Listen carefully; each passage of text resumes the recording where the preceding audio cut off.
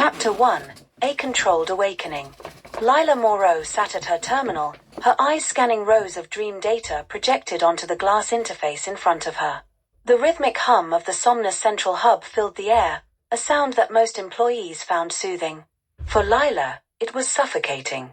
She adjusted her headset, its sleek design resting snugly over her temples, and tapped a few keys to zoom in on the dream logs for Client 1947. The report was typical. A tranquil dream about planting trees in a perfectly ordered garden.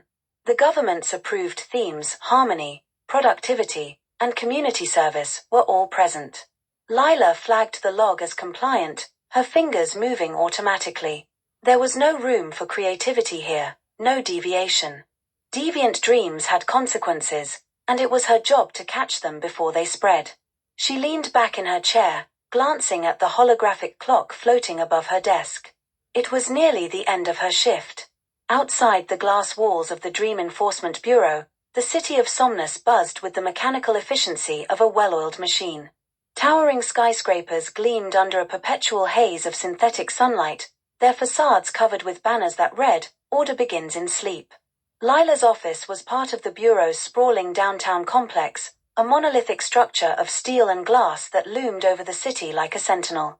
From her desk, she could see the Dream Enforcement officers, known colloquially as the Dream Police, patrolling the corridors, their dark uniforms spotless, their visors reflecting the pale light of the building's artificial sky. These were the enforcers of the system, trained to enter and manipulate dreams, rooting out dissent at its source. Lila often wondered what it would be like to walk among them, to wield that kind of power. But she was just an analyst, one of thousands who sifted through the endless streams of dream data generated by the somnoscopes implanted in every citizen. Her work was mundane, repetitive, and suffocatingly precise. Yet she found comfort in the routine. It kept her from thinking too much. And thinking, she knew, was dangerous. The notification ping jolted her out of her reverie. A red alert flashed on her screen, accompanied by a low warning tone. Deviant dream detected. The automated voice intoned, calm and indifferent. Lila's stomach tightened. She hadn't encountered a deviant dream in months. With a deep breath, she opened the flagged report. The dream was chaotic, a stark contrast to the orderly narratives she was used to. It depicted a vast, untamed wilderness, the dreamer running through dense forests under a blood-red sky. Strange symbols flashed intermittently, a broken clock, a shattered somnoscope, a bird bursting into flames. The imagery was vivid, almost visceral, and it sent a shiver down her spine. Lila hesitated. Protocol dictated that she forward the report to the Dream Police immediately. Deviant dreams were classified as potential threats to societal stability, their dreamers often subjected to reprogramming or worse. But something about this dream felt different. It wasn't violent, at least not in the conventional sense. It was raw, unfiltered, and profoundly human. Against her better judgment, she lingered on the report, analyzing its patterns. The dreamer, identified only as Client 7284, had no previous record of deviance. A model citizen, by all accounts. Yet here was undeniable proof of rebellion, however subconscious. Her hands hovered over the keyboard. Forwarding the report would be the safest course of action. It was her duty, after all. But a tiny voice in the back of her mind urged her to pause. To think. What if this isn't rebellion? What if it's just a dream? The sound of footsteps startled her. She quickly minimized the report as Officer Rianne approached her desk. Rianne was one of the senior Dream Police, her uniform immaculate, her expression unreadable. Everything all right, Moreau? Rianne asked, her tone neutral but probing. Yes, officer, Lila replied, forcing a smile. Just a routine anomaly. Rianne nodded, but her gaze lingered on Lila's terminal. Remember, our job is to ensure compliance. Anomalies are often the first sign of unrest. Don't let anything slip through the cracks. I won't, Lila assured her. Rianne stared at her for another moment before walking away, her boots clicking against the polished floor. Lila exhaled slowly, her heart pounding. She reopened the report, her mind racing. Sending it to the Dream Police felt like a betrayal, not just to client 7284 but to something deeper, something she couldn't quite articulate. She saved a copy of the file onto a secure drive and marked the report as inconclusive. It was a risky move, but it bought her time. The rest of her shift passed in a blur. When the clock struck 6, Lila logged out of her terminal and joined the stream of employees heading for the exits. Outside, the air was thick with the scent of ozone from the city's endless machinery. She kept her head down, blending into the crowd as she made her way to the metro station. The train ride home was silent, the passengers lost in their own thoughts or lack thereof. Most citizens, she knew, didn't think about the system or question its rules. The somnoscopes ensured that.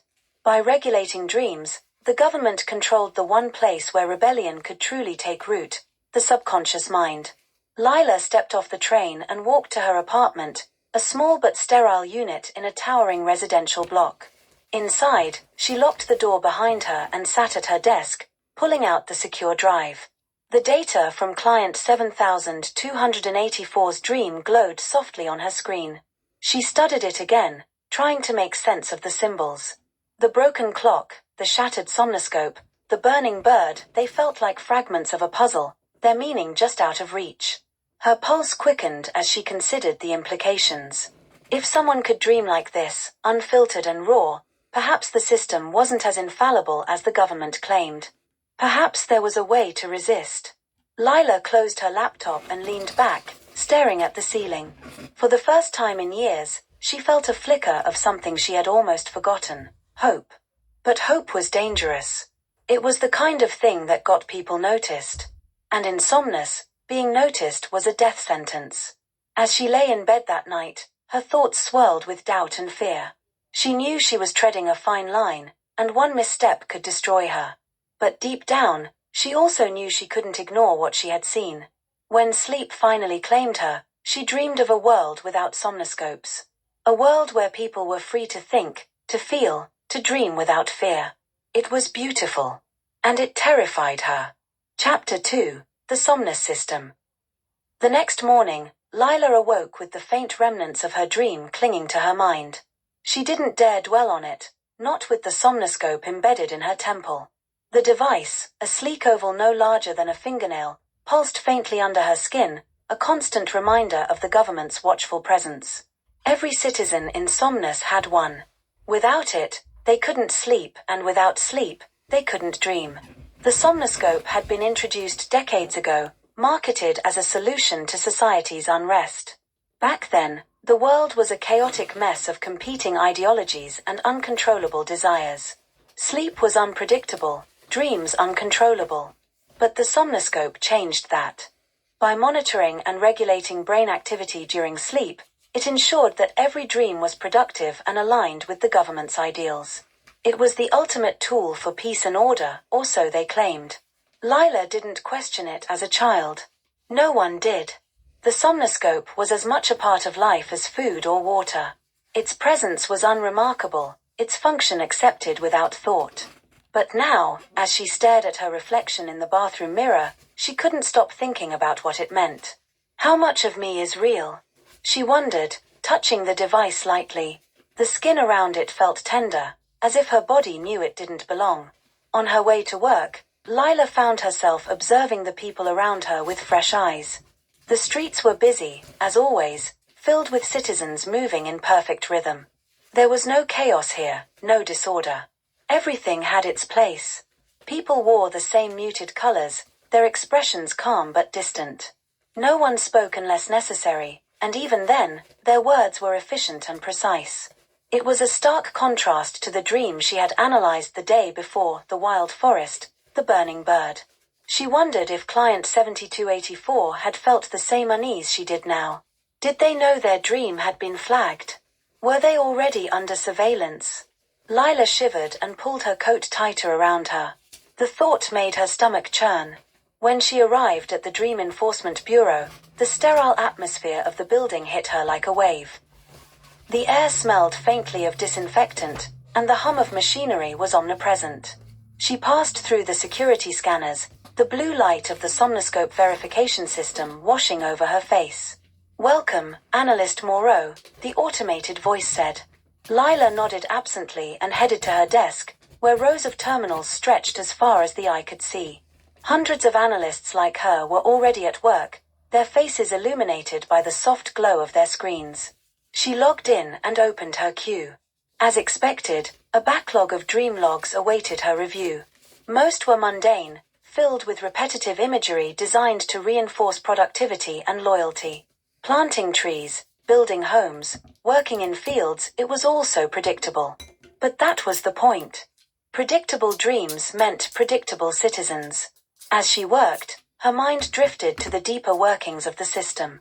The Somnus system, as it was officially called, was a marvel of technological and psychological engineering. At its core were the somnoscopes, connected to a vast network of servers known as the Dream Nexus. Every dream was recorded, analyzed, and categorized in real time. Compliant dreams were stored in the archives, deviant dreams were flagged for review. For most people, the system was invisible. They lived their lives oblivious to the fact that their innermost thoughts were being monitored and manipulated. But for those like Lila, who worked within the Bureau, the truth was unavoidable. She had read the manuals, attended the training sessions. She knew how the Dream Nexus operated, how it categorized dreams into neat little boxes. Category A, dreams that reinforced societal values. These were rewarded with a boost in the dreamer's stability score. Category B, neutral dreams with no discernible impact. These were left alone. Category C, anomalous dreams that hinted at subconscious unrest. These required further analysis. Category D, deviant dreams, outright rebellion in the form of subconscious imagery. These were the most dangerous and always escalated to the dream police. Hey, Moreau. Lila looked up to see her co-worker, Jalen, standing by her desk. He was holding a cup of synth coffee, his usual smirk in place. Morning, she said, trying to sound casual. Long night? Jalen asked, raising an eyebrow. Just busy, Lila replied, hoping he wouldn't press further. Jalen shrugged and sipped his coffee. Yeah, it's been non-stop lately. You hear about that guy in Sector 5? Full-blown Category D. They pulled him out of bed last night. Lila's heart skipped a beat. What happened? Don't know the details, Jalen said, lowering his voice. But word is, he'd been having deviant dreams for weeks. They just didn't catch it until now. Poor guy didn't stand a chance. Lila forced herself to nod, even as her mind raced. Was it Client 7284? It had to be. The timing made sense. They say he's going straight to reprogramming, Jalen added. Probably won't remember his own name by the end of it. The thought made Lila's stomach turn. She knew what reprogramming entailed, weeks of dream manipulation designed to erase any trace of rebellion. It was brutal, invasive, and irreversible. Jalen moved on to another desk, but Lila couldn't focus. Her hands trembled as she typed, her mind replaying Jalen's words. If 7284 had been caught, it was only a matter of time before the Bureau traced the anomaly back to her. At lunchtime, Lila left the building and found a quiet spot in the nearby park. She sat on a bench, the synthetic grass beneath her feet a poor imitation of nature. The city's attempt to create green spaces felt hollow, just another layer of control. As she stared at the carefully maintained trees, her thoughts turned to the Lucidists. She had heard rumors about them, a group of rebels who resisted the Somnus system by mastering the art of lucid dreaming. They claimed to be able to manipulate their own dreams, even with somnoscopes in place. For years, the Bureau had dismissed them as a fringe group, more myth than reality. But lately, there had been whispers of lucidist activity within the city. Some said they were finding ways to disable the somnoscopes entirely, freeing themselves from the system's grip. The idea seemed impossible. But so did a deviant dream about a burning bird. Lila clenched her fists, her nails digging into her palms. She had spent her entire life following the rules, doing what was expected of her. But now, for the first time, she felt the weight of those rules crushing her. She couldn't shake the feeling that something was fundamentally wrong with the system. The dream she had analyzed yesterday had awakened something in her, a flicker of doubt that refused to be extinguished. And doubt, she knew, was the first step toward rebellion.